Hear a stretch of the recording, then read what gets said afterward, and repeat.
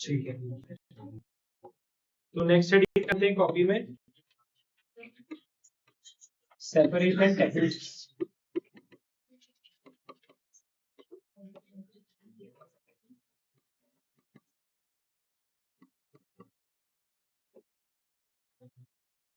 Separation techniques.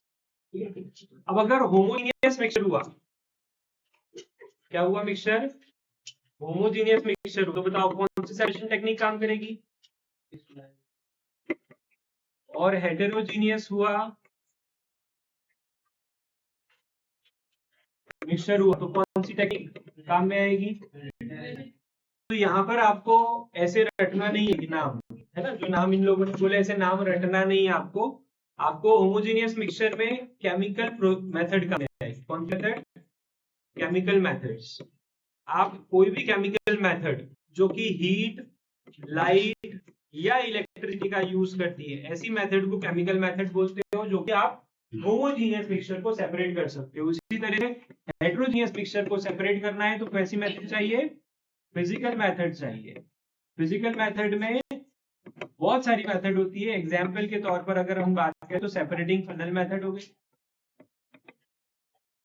Separating funnel, filtration हो गई,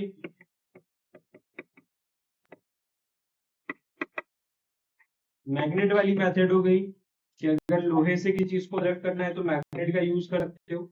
इस तरह की मेथड को हम फिजिकल मेथड बोलते हैं। बाकी केमिकल मेथड आपको कौन कौन सी सिलेबस में, वो लिख लेते हैं। सबसे पहले हम क्या पढ़ेंगे? क्रिस्टलाइजेशन पढ़ेंगे। फिर क्या पढ़ेंगे? डिस्टिलेशन पढ़ेंगे। फिर क्या पढ़ेंगे? डिस्टिलेशन की बात कौन सी है? क्रोमेटोग्राफी। डिस्टिलेशन दो तरह का है, एक फ्रैक्शनल डिस्टिलेशन भी है, फ्रैक्शनल डिस्टिलेशन भी है, बट उसका फिगर नहीं है आपकी बुक में, तो फ्रैक्शनल डिस्टिलेशन को मोरली पढ़ेंगे। क्रिस्टलाइजेशन, डिस्टिलेशन, क्रोमेटोग्राफी, और इधर एक और नाम आ गया सेंट्रीफ्यूगेशन। इधर सेंट्रीफ्यूगेशन, गोल घुमाना, ठीक है ना। और हमें बस डिस्टिलेशन का मालूंगा, यहाँ सारा मालूंगा। चुप रहो, पढ़ेंगे तो अधूरा छोड़ेंगे क्या कोई? नहीं सर, पढ़ो चुपचाप।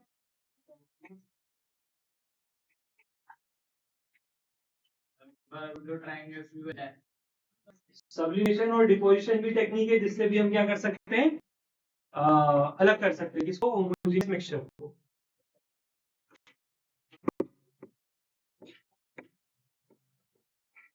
सब्लिमेशन और डिपोजिशन लिख रहे हैं, ये भी है सेपरेशन टेक्निक में आता है।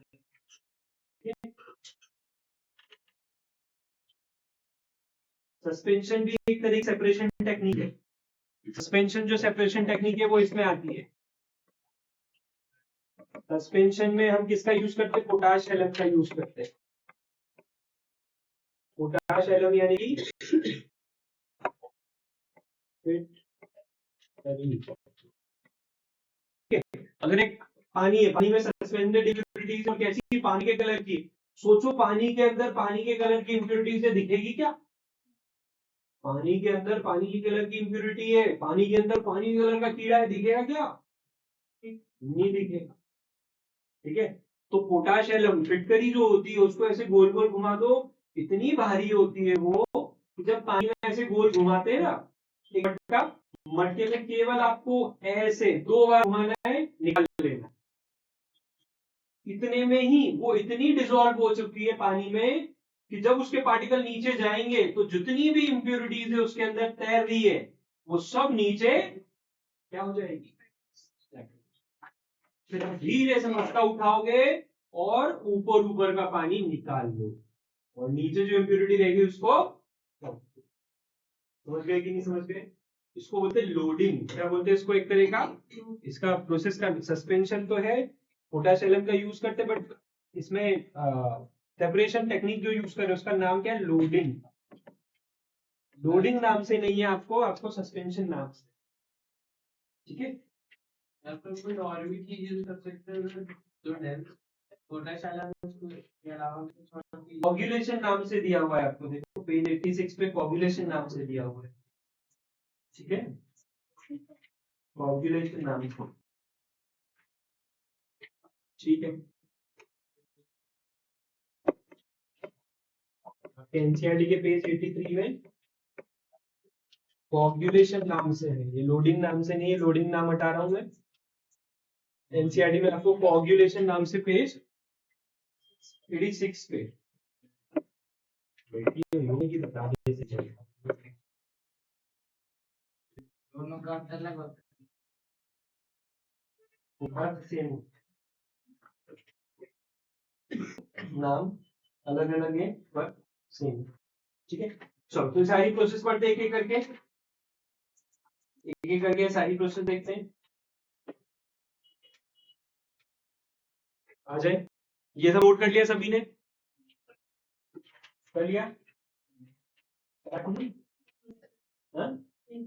करो ना, और कौन बैठी और कर लिया, चलो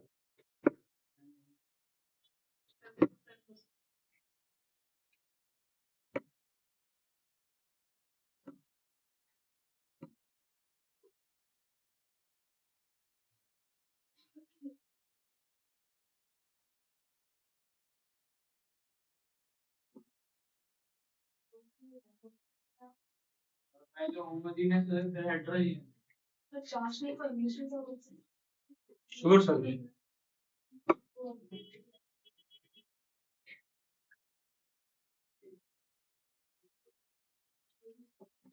एनसीईआरटी तो अभी के पास होगी, सबको दी भी दी होगी, है ना, ठीक है।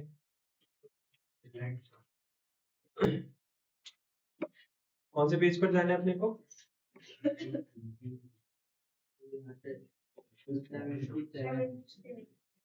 ठीक है, तो पहले ये वाला पेज देखते हैं, सॉल्युबिलिटी ऑफ सब्सटेंस। इसमें सॉल्युबिलिटी ऑफ सब्सटेंस यहाँ से स्टार्ट हुआ था और यहाँ पे सॉल्युबिलिटी को सैचुरेटेड अनसैचुरेटेड में डिस्क्राइब करा था, जो कि हम पढ़ चुके हैं, ठीक है।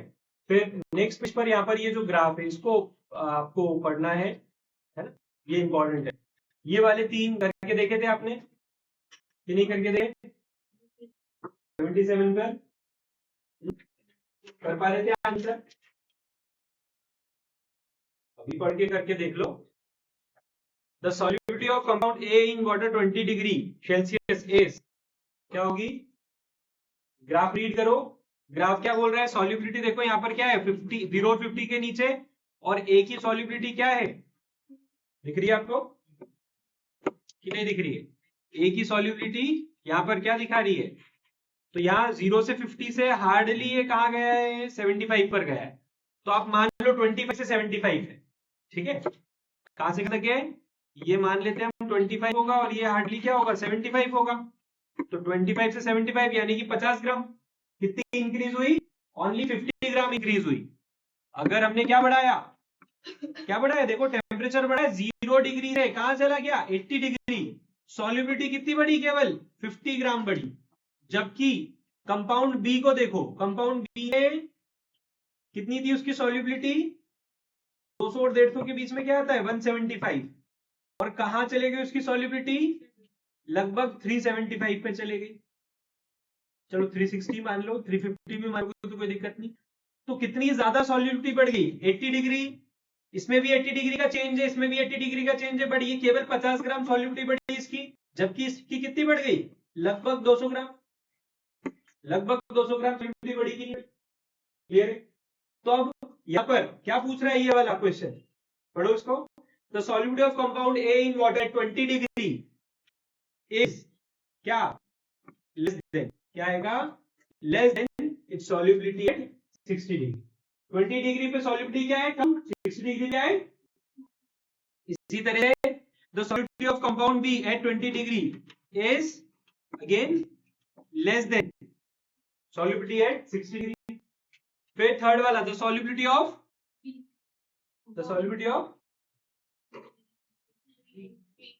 B increases more than that of A with increase in temperature, क्योंकि B की सॉल्युबिलिटी हमने क्या देखा 200 में बढ़ गई, जबकि A की कितनी बढ़ी, ओनली समझ में आएगी नहीं बात?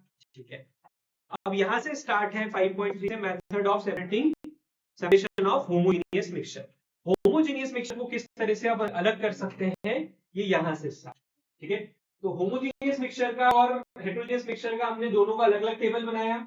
यहां पर हम क्या देखते हैं, दोनों की सेपरेशन टेक्निक देखते हैं। तो सबसे पहले क्रिस्टलाइजेशन प्रोसेस जो है वो पढ़ते हैं। क्रिस्टलाइजेशन प्रोसेस के लिए आपको ये एक्टिविटी करके देखना है। ठीक है, इस एक्टिविटी में क्या लिखा है, अगर आपके पास कॉपर सल्फेट है तो अच्छी बात है, अगर कॉपर सल्फेट नहीं है तो कोई बात नहीं। कहां लिखा है, ये रहा, यू कैन यूज क्या, common salt as an alternative.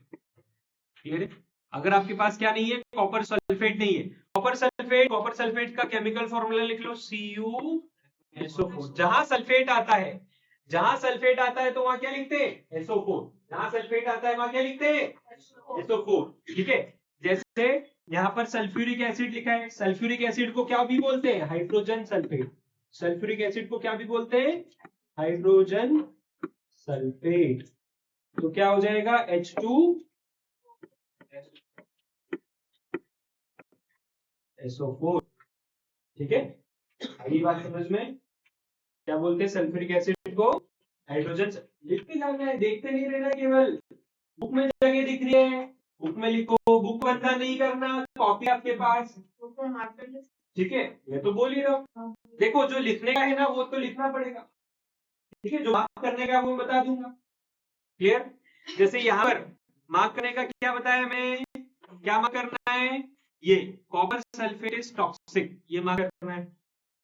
ठीक है, फिर सल्फ्यूरिक एसिड को अंडरलाइन करके उसका दूसरा नाम हाइड्रोजन सल्फेट है, H2SO4, ये लिखना है। ठीक है, अब आते हैं हम क्रिस्टलाइजेशन। क्रिस्टलाइजेशन, दिस मेथड यहाँ पे मार्क करना है, this method can be used for separation of two solids in which one of the compound is present in small quantity and both are soluble in same solvent। ठीक है, फिर एक और, this method can also be used for purification of solids। Clear है, अब यहां पर आपको क्या ध्यान रखना है, क्रिस्टलाइजेशन। क्रिस्टलाइजेशन कैसी प्रोसेस है, the process of, the process of forming crystals from a saturated solution is called crystallization। ठीक है, ये क्रिस्टलाइजेशन की डेफिनेशन। क्लियर है, तो सबसे पहली सेपरेशन टेक्निक हमने क्या देखी, क्रिस्टलाइजेशन। क्रिस्टलाइजेशन में हम कर क्या रहे आते, सबसे पहले आपके पास क्या है, इम्प्योर CuSO4 है या इम्प्योर सॉल्ट है। ठीक है, क्या क्या है, या तो इम्प्योर CuSO4 है या फिर इम्प्योर सॉल्ट। ठीक है, कॉमन सॉल्ट का फॉर्मूला क्या है, कॉमन सॉल्ट को क्या भी बोलते हैं, सोडियम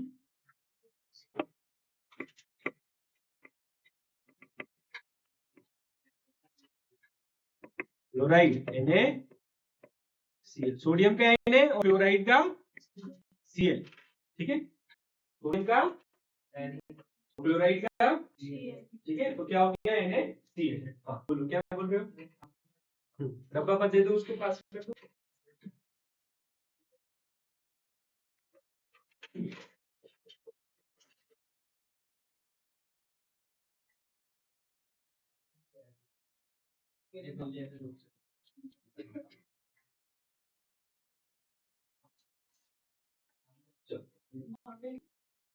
ये रहा, ये लो,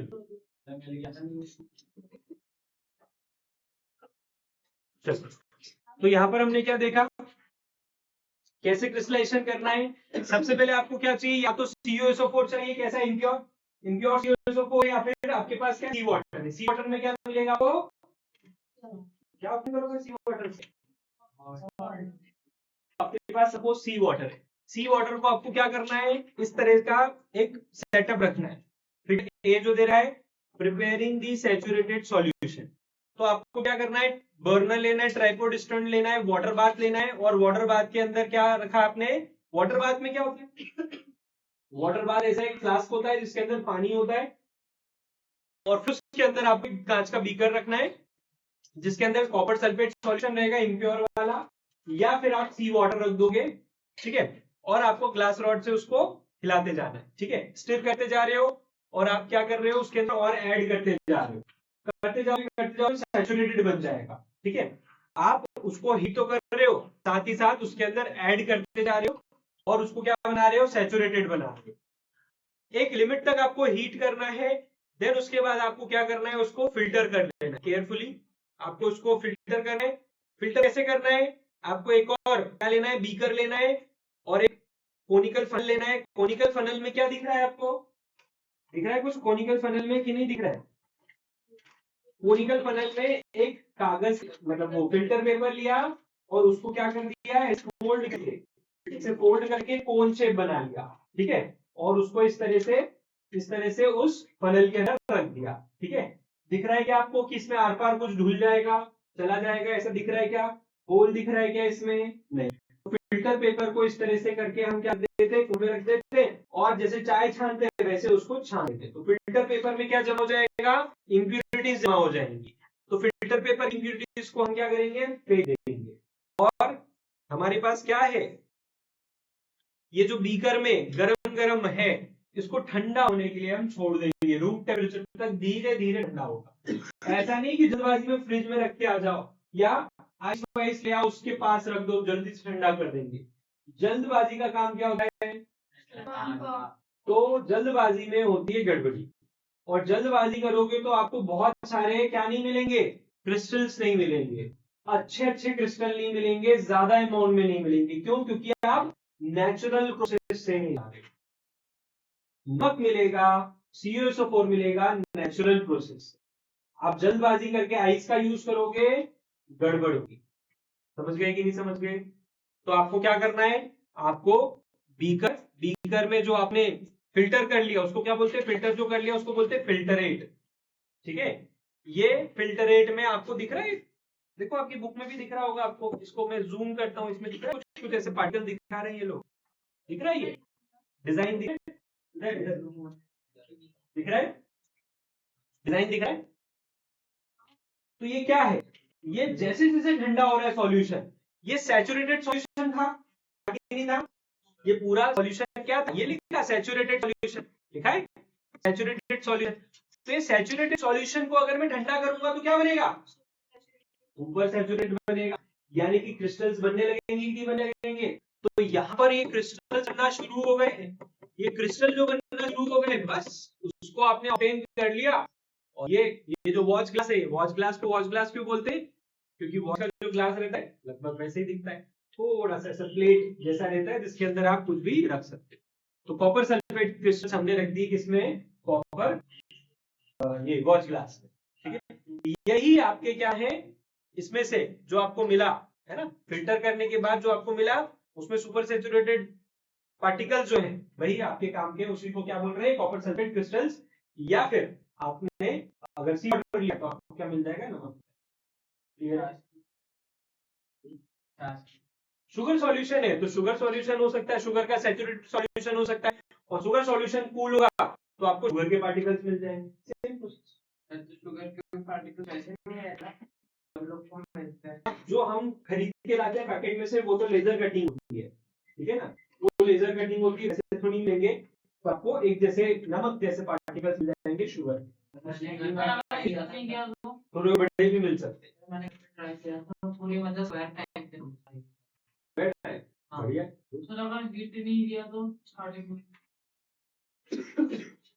वहीं से तो क्रिस्टलाइजेशन प्रोसेस स्टार्ट हो रही है, सबसे इंपॉर्टेंट प्रोसेस है ये हीट करने वाली। पहले से सैचुरेटेड मान ले तो कम मिलेंगे आपको, कम मिलेंगे, ठीक है ना। और कम तो फिर वो इवेपोरेशन टेक्निक हो गई ना, उससे भी कम मिल सकते हैं, फिर क्रिस्टलाइजेशन की क्या जरूरत है।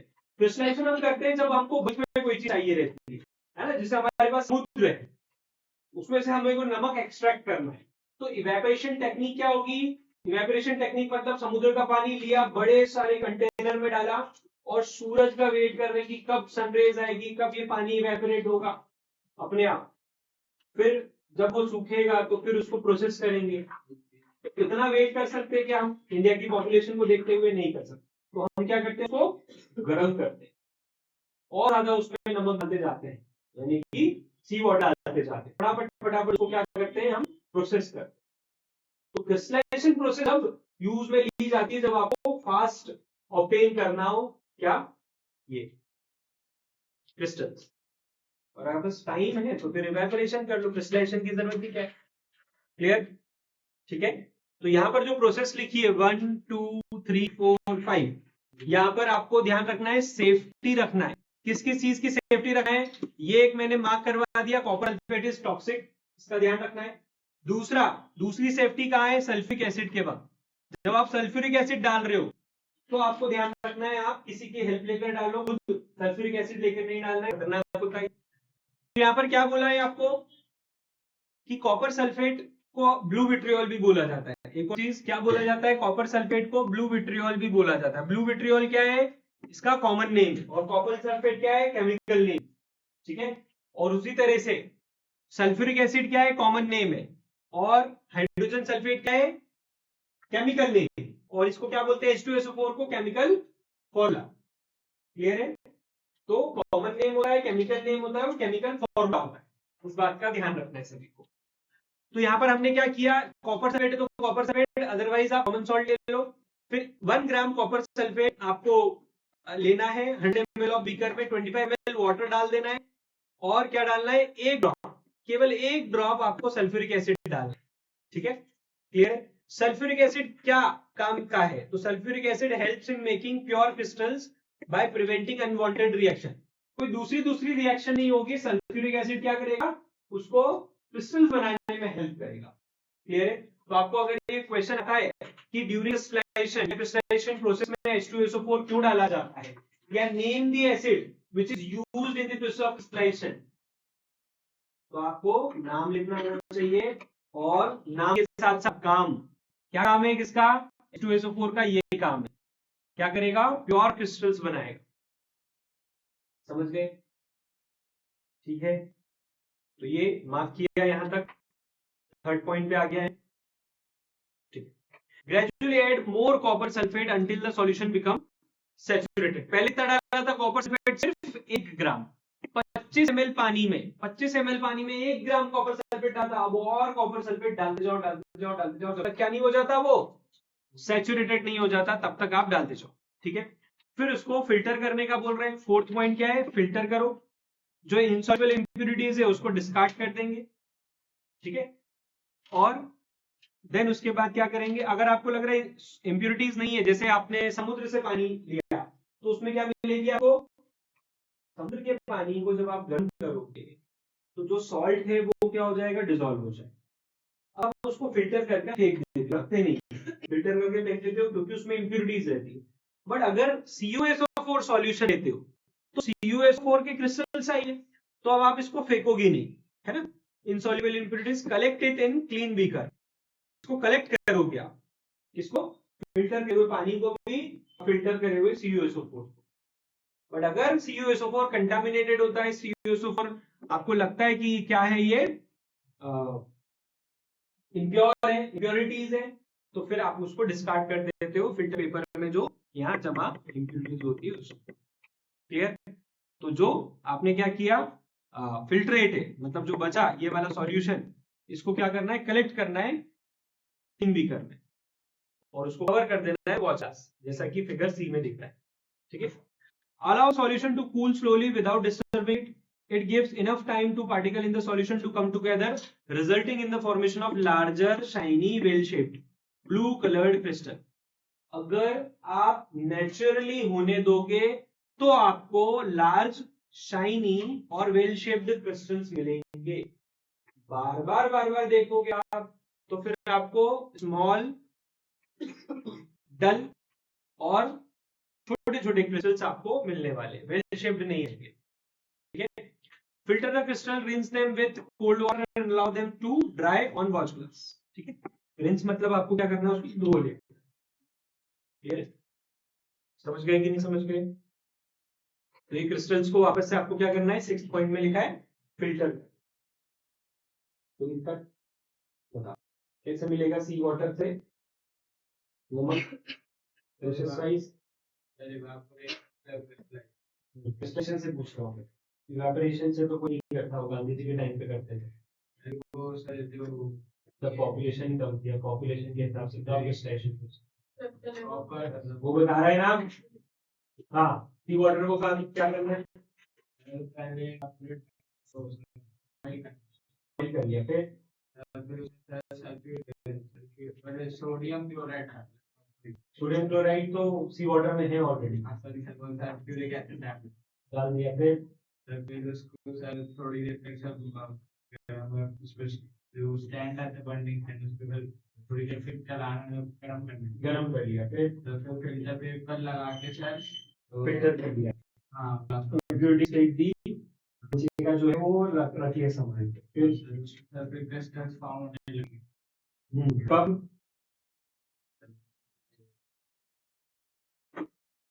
कब क्रिस्टल फॉर्म होंगे,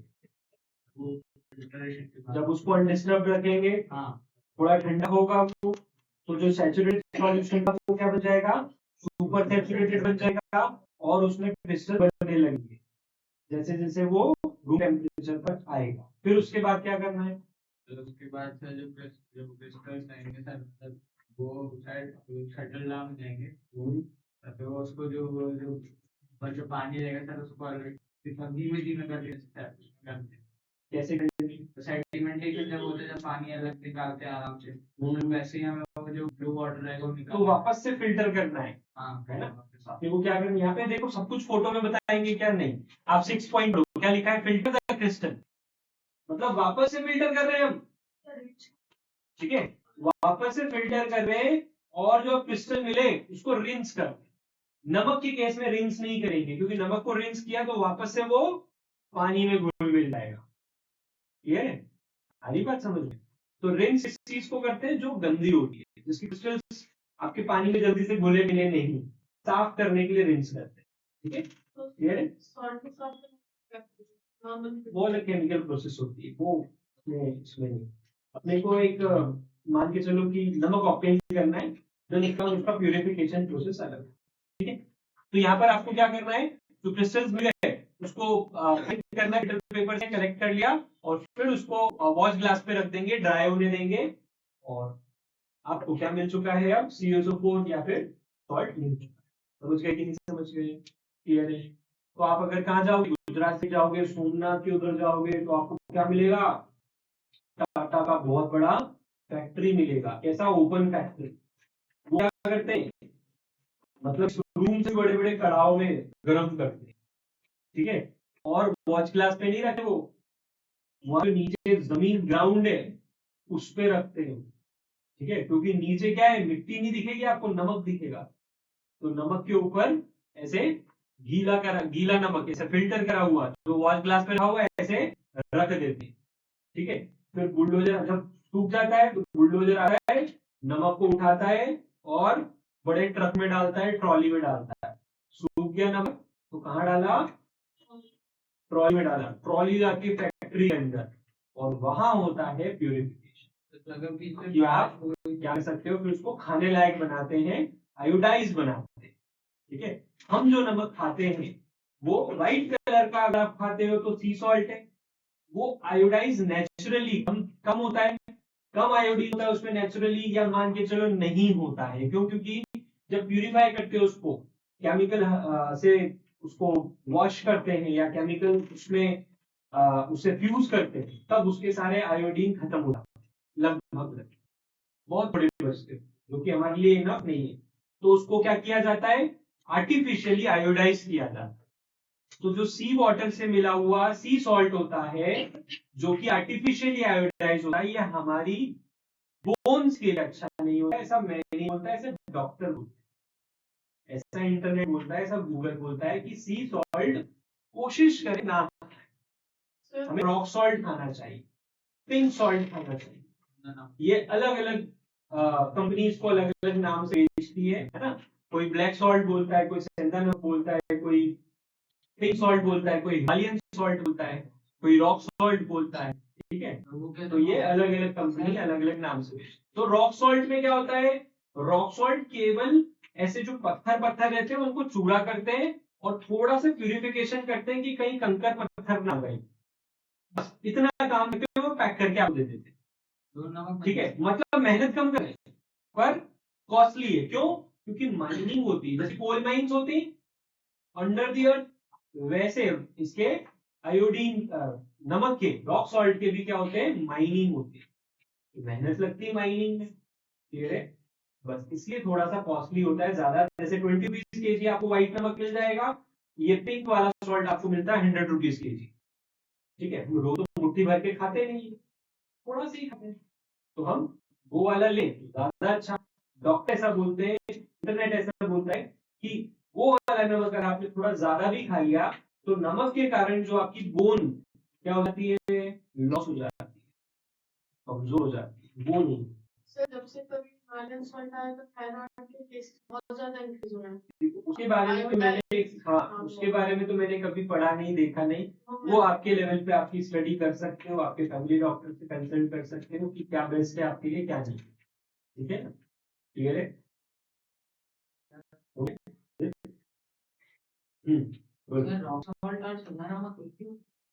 देखो जितने भी नमक है, सीधा नमक, काला नमक, सॉल्ट, ये सभी क्या है, under the earth, below the earth surface में मिलते हैं और बनते हैं। सीधा नमक थोड़ा और प्यूरिफाई करके आपको दिया जाता है ताकि आप उपवास वगैरह में उसको यूज कर सकें। ठीक है, कुल मिला के देखो, चाहे कोई सा भी नमक, वो अंडर दी अर्थ डिपॉजिट से बन रहा है। अंडर दी अर्थ डिपॉजिट से जो भी चीज मिलती है, चाहे वो क्रूड ऑयल हो, चाहे कोल हो, चाहे पेट्रोलियम, चाहे आपका सॉल्ट हो, वो कुल मिला के फॉसिल है। ठीक है, नहीं प्लांट का हो सकता है ना, प्लांट का फॉसिल, प्लांट का फॉसिल, वो जो एनिमल का रहता है वो आपका पेट्रोलियम बनता है। एनिमल का जो फॉसिल होता है उससे पेट्रोलियम बनता है। चलो बढ़िया, आगे यहां तक समझ में आया? क्रिस्टलाइजेशन प्रोसेस क्लियर है? नेक्स्ट, यहाँ पर क्रिस्टलाइजेशन प्रोसेस और अच्छे से बताया। Crystallization is a common technique for separating pure substances. Crystallization is a common technique for separating pure substances, crystals, from homogeneous mixtures. When new compounds are prepared, they are often accompanied by unwanted impurities. Crystallization helps to separate the सही है, Crystallization helps to separate the desired pure substance from the undesired impurities. ठीक है, तो अगर आपको जो substance में वो क्या है, उनमें इम्प्योरिटीज है, तो प्योर कर देगा कौन? Crystallization technique. ठीक है, तो क्रिस्टलाइजेशन टेक्निक और उसे यूज आप यहां मिल सकते है ना, यहाँ पर डेफिनेशन भी और यूज भी। ठीक है, तो क्रिस्टलाइजेशन टेक्निक के हमने दो देखे, एक तो CuSO4 ऑब्टेन करने के लिए, एक NaCl ऑब्टेन करने के लिए, और अगर आपके पास शुगर सॉल्यूशन है तो शुगर ऑब्टेन कर सकते हो, और भी कोई एग्जांपल दिमाग में आ रहा है तो वो भी हम लिख सकते हैं। क्लियर? तो क्रिस्टलाइजेशन प्रोसेस से ये तीन चीज को आप उनके सॉल्यूशन से अलग कर सकते हैं। CuSO4 सॉल्यूशन को क्या बोलते हैं? कॉमन नेम क्या है CuSO4 सॉल्यूशन का? हाँ अनुष बताओ, CuSO4 सॉल्यूशन का common name. Common name copper sulphate is a chemical name, blue vitriol. Good, तो ब्लू विट्रियोल मैंने आपको अंडरलाइन करवाया था, है ना? देखो आपको जब क्वेश्चन आएगा तो आपको यही क्वेश्चन आएगा, how can you separate copper sulphate from blue vitriol? How you can separate sugar from its solution? How can you separate common salt या NaCl फ्रॉम इट्स सॉल्यूशन? इसी तरह से क्वेश्चन आएगा। तो by the process of crystallization, और अगर 3-4 ऐसा हुआ तो क्रिस्टलाइजेशन पूरी प्रोसेस आपको बननी है, लिखनी है और फिगर आपको बना के बताना है। ठीक है, जो नेचर में क्रिस्टल है वो ऐसा कुछ है एकदम अलग है। देखो किसके नेचुरल क्रिस्टल की बात कर रहे हो, शुगर के, सॉल्ट के, की CuSO4 के? नेचर में जो होते हैं क्वार्ट्ज और अलग होते हैं। नेचुरल में जो क्रिस्टल होते हैं, जैसे क्वार्ट्ज का आपको ये फिगर दिया हुआ है, तो ये नेचुरल, ये हमने नहीं बनाया, ये नेचुरल है। ठीक है, नेचर बनाती है। अंदर क्या होता है, अर्थ के अंदर क्या है? प्रेशर, टेम्परेचर, और हर चीज प्रेशर और टेम्परेचर से बनती है। ठीक है, बनती भी है, बिगड़ती भी है। एक बड़ा सा एलिफेंट जब डेड हो जाता है तो उसके ऊपर ढेर सारा नमक डाला जाता है ताकि उसकी बॉडी क्या हो जाए, डिकम्पोज हो जाए। ठीक है, तो क्या वो बन रहा है कि बिगड़ रहा है? किसी के लिए वो बिगड़ रहा है, किसी के लिए क्या बन रहा है, फॉसिल फ्यूल बन रहा है। ठीक है, तो यहां पर नेचर क्या करती है, प्रेशर और टेम्परेचर का खेल दिखाती है, और कुछ भी नहीं। ठीक है, तो अंडरग्राउंड डिपॉजिट, चाहे वो कोयले की हो, चाहे वो नमक की हो, चाहे वो क्वार्ट्ज की हो, यहां पर सिर्फ और सिर्फ टेम्परेचर और प्रेशर से सब कुछ बन जाता है। बाकी काम माइक्रो ऑर्गेनिज्म करते थे सड़ाने का। ठीक है, चलो अभी ये इस बात है, think as a scientist. Hot saturated solution of CSO4 is cooled rapidly in ice cold water. जैसा कि मैं अभी बताया कि जल्दबाजी, जल्दी का काम किसका, तो काम क्या होगा, बिगड़ेगा कि बनेगा। तो यहां पर क्या बोल रहा है कि अगर CSO4 के सॉल्यूशन को आपने जल्दी से ठंडा कर दिया आइस कोल्ड वाटर में, तो क्या होगा, smaller less well formed crystals will form. ठीक है, अगर आप जल्दबाजी में करोगे तो छोटे और अच्छे शेप के क्रिस्टल्स आपको मिलेंगे नहीं। ठीक है, कम मात्रा में मिलेंगे। आपको क्या करना है, उसको ग्रेजुअली ठंडा होने देना है, धीरे धीरे रूम टेम्परेचर पे आने देना है। क्या लिखा है, if it is cooled slowly at room temperature, तो ऐसा नहीं होगा। समझ गए कि नहीं समझ गए, क्लियर है। हाइपोथेसिस एक थ्योरी को बोलते हैं, है ना। यहाँ पर बोला है कि perform an experiment to test the hypothesis, जो हमने पढ़ा ना एक्टिविटी तरीके से। ठीक है, थ्योरी को हाइपोथेसिस बोलते हैं। तो यहाँ से ये चीज कंक्लूड करिए, अपने समझ में आया। चल ये वाला क्वेश्चन देखो, पॉज एंड पॉइंटर का फिफ्थ वाला, पॉज एंड पॉइंटर फिफ्थ वाला क्वेश्चन क्या बोल रहा है,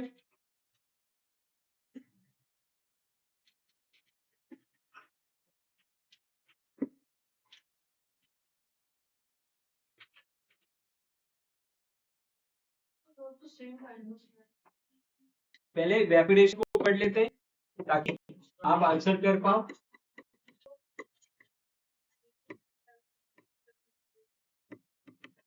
कॉपी में हेडिंग डाल लो, evaporation.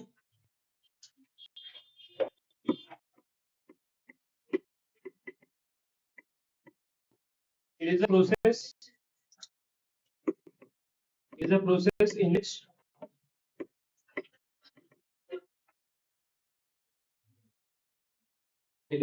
in which liquid gets converted into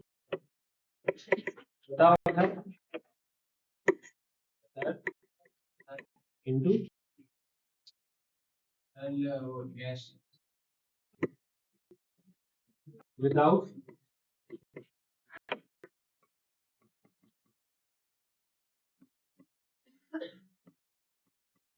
heating directly. Without heating directly. Evaporation एक टेक्निक है जिसमें क्या हो रहा है, जिसमें लिक्विड कन्वर्ट हो रहा है गैस में बिना हीट किए। ठीक है, तो फैक्टर्स अफेक्टिंग, नेक्स्ट सब heading, factors affecting evaporation.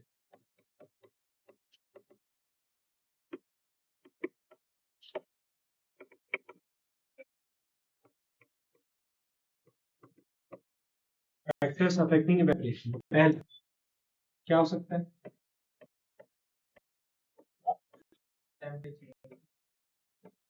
Very good. Temperature बढ़ाएंगे तो इवेपोरेशन क्या होगा, बढ़ेगा। वेरी गुड, सरफेस एरिया बढ़ाओगे तो इवेपोरेशन बढ़ेगा। तीसरा nature of wind speed,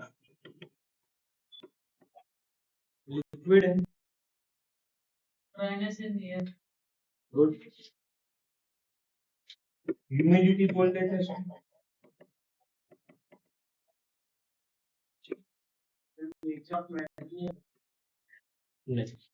liquid ले रहे, लिक्विड में ऑलमोस्ट। ठीक है, तो टेम्परेचर बढ़ाने से क्या होगा,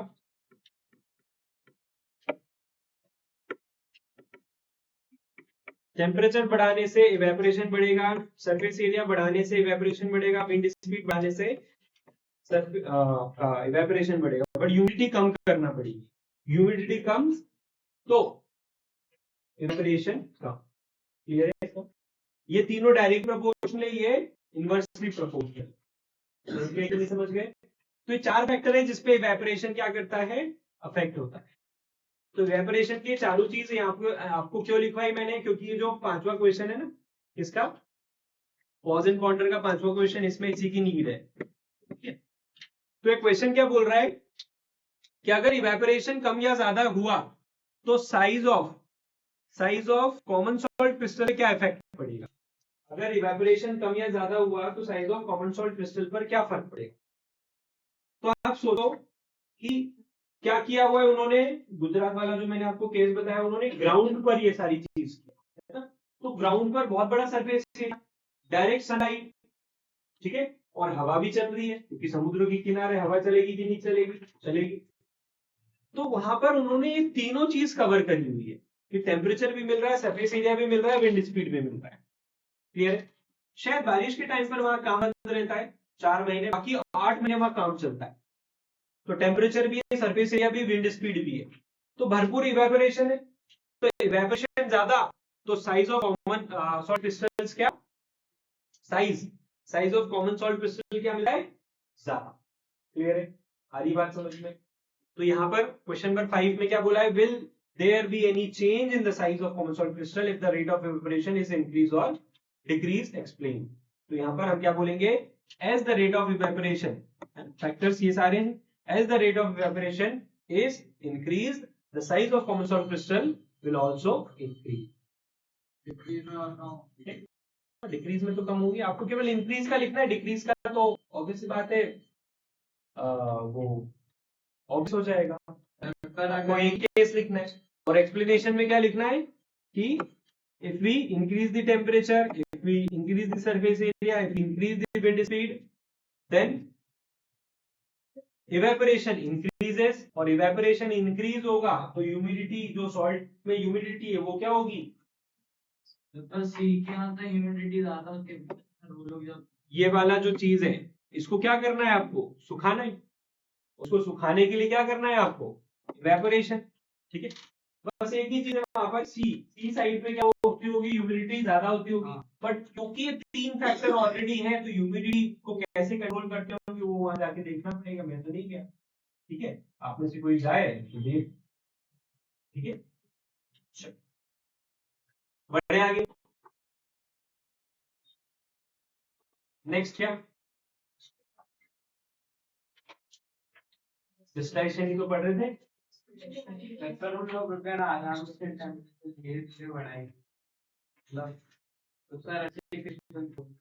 हाँ, तो वो वाली टेक्निक हो गई ना, जब आप गैस से टेम्परेचर बढ़ा रहे तब धीरे धीरे बढ़ा ये। ठीक है, ये भी तो गैस वाली है। गैस वाली कहाँ, ये जो 5th क्वेश्चन में बोल रहे हैं इसकी बात कर रहे हो, टाइप की बात कर रहे हो क्वेश्चन में ना।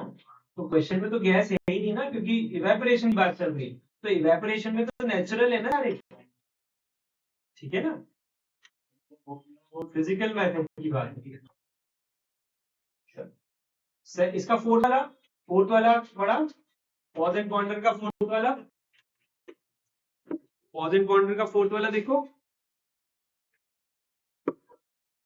refer the solubility curve given in activity 5.2, activity 5.2, ये activity 5.2।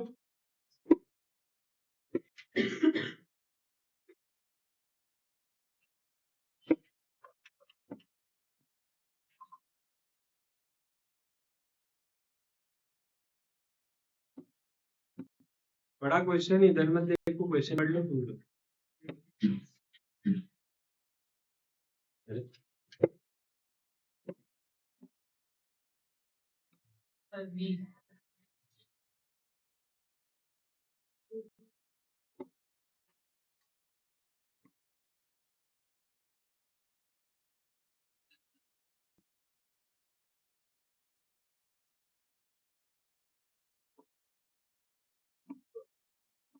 तो क्या बोल रहा है क्वेश्चन में, यहाँ पर ये ओपन करके रखता हूँ, क्या बोलते हैं, ग्राफ।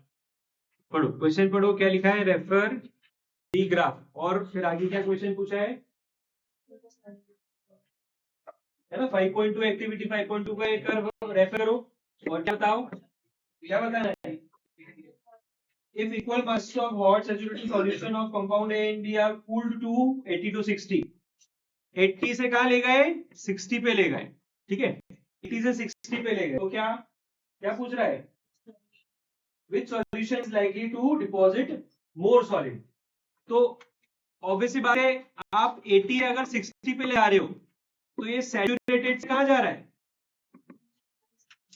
सैचुरेटेड से सुपर सैचुरेटेड, अनसैचुरेटेड नहीं, ठीक है। तो अगर आप टेम्परेचर 80 से 60 करोगे तो सैचुरेटेड विल बिकम सैचुरेटेड, तो क्या होगा यहाँ पर डिपोजिशन होगा कि नहीं होगा, होगा डिपोजिशन। तो बताओ कौन ज्यादा अमाउंट ऑफ सॉल्ट डिपॉजिट करेगा, ये केवल यहाँ पर क्या है 60 पे, ओनली 60 से गया ये 70, तो 10 ग्राम, ठीक है ना। यहां से 60 से 70 गया तो 60 से 70 क्या है, ओनली 10 ग्राम, केवल 10 ग्राम। जबकि ये 60 पे देखो, इसके 60 पे कितना है 287, और 60 से 70 की 80 है, 80 है, तो 80 पर कितना 360, तो यहाँ पर 287 और ये 360, बहुत सारा, बहुत ज्यादा अंतर है, क्लियर है। तो कौन सा ज्यादा कर रहे हैं, कंपाउंड बी। तो क्या पूछा था आपसे कि which solution is likely to deposit more solid, तो क्या बोलेंगे कंपाउंड बी। रीड करना आ रहा है इस तरह से। तो ये वाले क्वेश्चंस भी आपको ध्यान रखना है, ऐसा नहीं कि बहुत इंपॉर्टेंट है पता नहीं क्या है, छोड़ दो, कुछ नहीं छोड़ना है, सब करते हुए चलना है, क्लियर है। मुझसे कुछ छूट जाए तो आपको करना है, और नहीं आए तो डाउट पूछते जाना है, छोड़ना कुछ भी नहीं है। बायोलॉजी का आपका चैप्टर पूरा खत्म हो गया, आपने पढ़ा उसको इससे नई वाली एनसीईआरटी से कि नहीं पढ़ा, तो फिर डाउट आए पूछे, लाए एनसीईआरटी एक्सप्लोरेशन, पूछा लाके मैडम से कि ये बता दो, तो जो आपको पढ़ा नहीं उनसे आपको पूछना पड़ेगा ना। जैसे ये तो मैंने खोल कर आपको पूरी करवाते जा रहा हूँ एक एक करके, ठीक है ना। तो हर कोई इतना रिस्पॉन्सिबल थोड़ी होता है, आपको खुद को ध्यान रखना है कि हाँ फिक्र रखना है कि ये चैप्टर हो गया तो हमको क्या करना है, हमारी जो एनसीईआरटी है उससे उसको लगा लेना है टॉपिक को पूरा, और पूछते चले जाने। क्लास क्या क्लास तो खत्म हो गई है, कैसे ऐसा थोड़ी होता है, तुम तो निकालो डाउट, पहले पूरी एनसीईआरटी गो थ्रू कर लो, सारा मार्क्स कर लो, और करते हैं उसमें क्या, ठीक है। चलो नेक्स्ट देखते हैं, naturally occurring crystal in caves and quartz.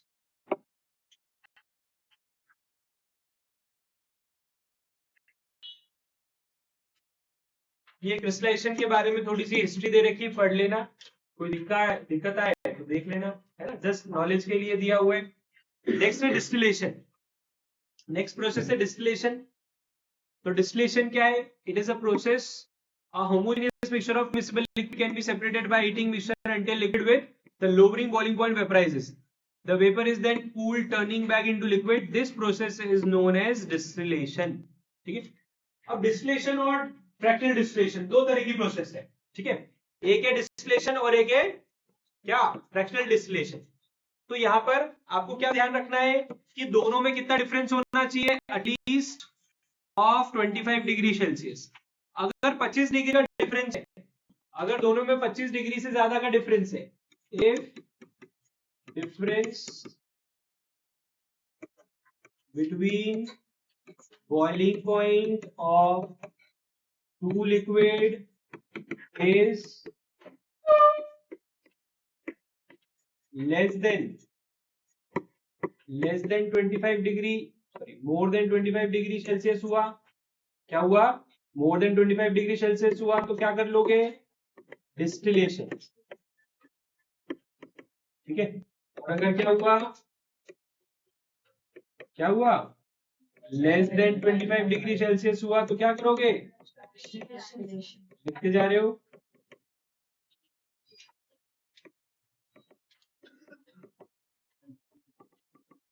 तो आपकी बुक में नहीं है वो, इस तरह से अच्छे से लिखवा रहा हूं मैं, है ना, कि अगर ये बुक में इतना सारा लिख के कचरा करोगे क्या, कॉपी में लिखो, या आपको लग रहा है कि आप लिख सकते हो तो आधा इधर आधा इधर, मैं तो रिकमेंड नहीं करूंगा, मुझे तो जगह ही दिख रही है तो मैं खुद ही लिख देता इसमें। ठीक है, जो कॉन्सेप्चुअल चीज है वो तो कॉपी पे लिखना चाहिए। तो difference between boiling point of two liquid, difference between boiling point of two liquid क्या है, 25 डिग्री से ज्यादा है तो डिस्टिलेशन कर लो। ठीक है, डिस्टिलेशन है इजी, डिस्टिलेशन क्या है, इजी प्रोसेस है। ठीक है, और ये क्या है, थोड़ी सी कॉम्प्लेक्स है, टफ नहीं लिखते, क्या लिखते हैं, कॉम्प्लेक्स प्रोसेस है। ठीक है, ये क्या है, कॉम्प्लेक्स प्रोसेस, और ये क्या है, इजी प्रोसेस। डिस्टिलेशन आसान है, जबकि फ्रैक्चर डिस्टिलेशन क्या है, थोड़ा सा कॉम्प्लेक्स है। ठीक है, चलो देखें क्या कर रहे हैं हम, क्या नहीं कर रहे हैं, देखें इस फिगर में देखते हैं। तो बेसिकली आप क्या करना है, लिक्विड को हीट करना है। तो हीट कर रहे हैं मतलब क्या कर रहे हैं, लिक्विड को बताओ, बॉइल कर रहे हैं, वेपराइज कर रहे हैं, और वेपर को लिक्विड कन्वर्ट कर रहे हैं तो क्या करें, कंडेंसेशन। क्लियर, ये बुक में लिखने लायक है। लिक्विड से वेपर में जाए तो क्या कर रहे हैं, बॉइलिंग, और फिर वेपर से लिक्विड कर रहे हैं तो क्या कर रहे हैं, कंडेंसेशन। ये बुक में लिख सकते हो आप। क्लियर है, तो कुल मिला के डिस्टिलेशन में ये हो रहा है, क्या हो रहा है, लिक्विड को वेपर, वेपर से फिर से लिक्विड। ठीक है, ऐसा क्यों करना पड़ रहा है, क्योंकि देखो आपके पास यहाँ पर क्या है, मिक्सचर है, किसका, एसीटोन और वाटर का। एसीटोन मतलब क्या, नेल पेंट रिमूवर का लिक्विड होता है, वो भी क्या होता है, ट्रांसपेरेंट। ठीक है, नेल पेंट रिमूवर का लिक्विड हुआ या एसिटिक एसिड हुआ, तो दोनों का कलर एक जैसा, वाटर भी ट्रांसपेरेंट, एसीटोन भी ट्रांसपेरेंट, कलरलेस, दोनों मिक्स कर दिए। अब क्या आप देखकर अलग कर सकते हो क्या उनको, आसानी से नहीं कर सकते। अगर नेल पेंट रिमूवर में पानी या पानी में नेल पेंट रिमूवर मिला दिया तो आप अलग नहीं कर सकते। अब दोनों में क्या डिफरेंस है, ये आपको दोनों के बॉइलिंग पॉइंट में क्या डिफरेंस है, वो आपको यहाँ पर नेक्स्ट पेज पे दिख रहा होगा। क्या दिख रहा है, acetone boils at 56 degree Celsius, दिख रहा है, दिख रहा है, और वाटर का बॉइलिंग पॉइंट क्या है, 100। तो एक का 100 डिग्री सेल्सियस है, किसका, वाटर का, और एसीटोन का कितना है, 56 डिग्री सेल्सियस है। तो माइनस करोगे तो कितना डिफरेंस आया, 44 डिग्री सेल्सियस का आया। इसका मतलब हम क्या कर सकते हैं, डिस्टिलेशन हम कर सकते। तो हमने क्या लगा दिया, डिस्टिलेशन का सेटअप लगा दिया।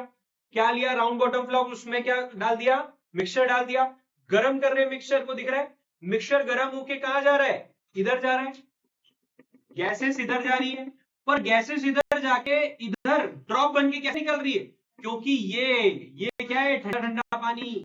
ठंडा ठंडा पानी कहां से आया, ये लिखा वाटर इनलेट, तो ठंडा पानी आ रहा है यहां से, और वापस ये पानी इधर से निकल रहा है, फिर ठंडा पानी आया, फिर इधर से निकल, फिर ठंडा पानी आया, इधर निकल। तो ठंडा पानी क्या कर रहा है, ये जो गैस आ रही है ना यहाँ से, इसको बूंद में बदल रहा है, कंडेंसेशन कर रहा है। और कंडेंसेशन, इसीलिए इसको क्या बोला है, वाटर, इसको क्या बोला है, वाटर कंडेंसर बोला है इसको। ठीक है, क्योंकि यहाँ क्या है, कंडेंसेशन हो रहा है।